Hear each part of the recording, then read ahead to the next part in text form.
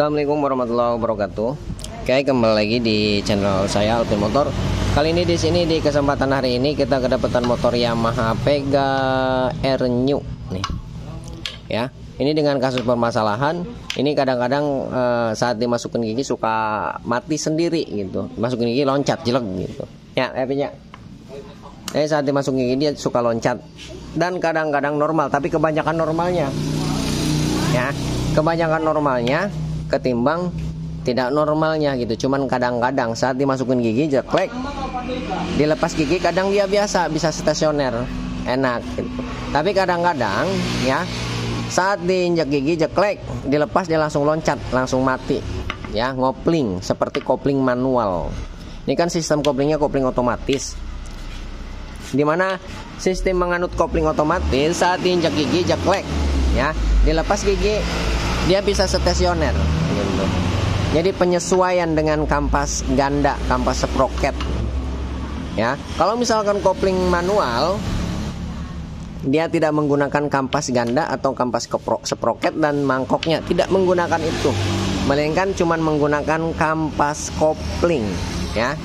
Jadi yang mainin koplingnya dari tangan, namanya juga kopling manual gitu. Tangan yang menggerakkan. Set. Kalau ini kan kopling otomatis, diinjak, lepas, udah. Dia ngopling sendiri. Saat ditarik gas, dia akan zeklek. Si kampas ganda dan mangkok ganda dia berfungsi saling mencengkram gitu.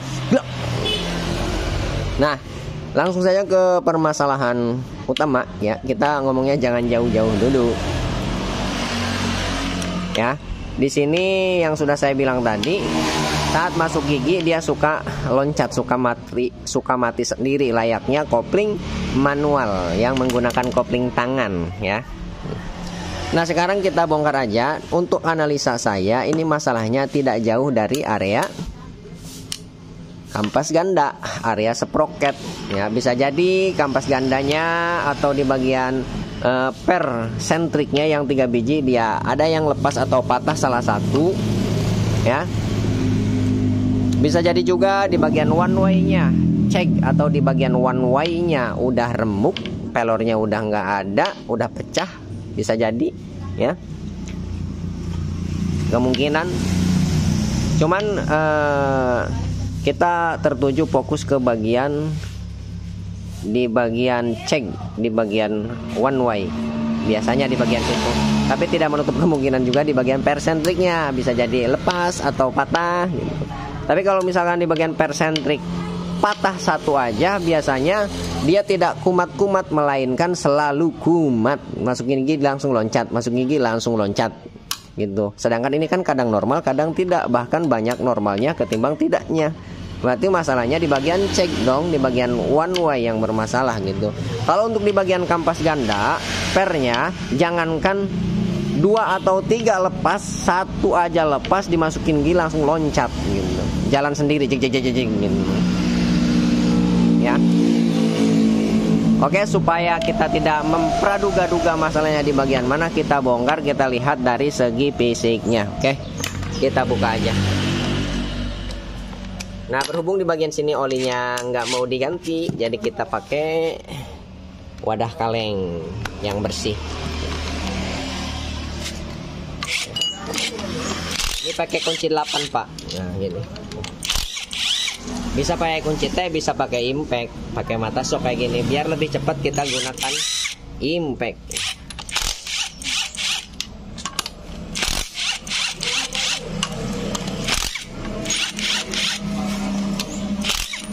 Ini buka aja sekelilingnya semua pak.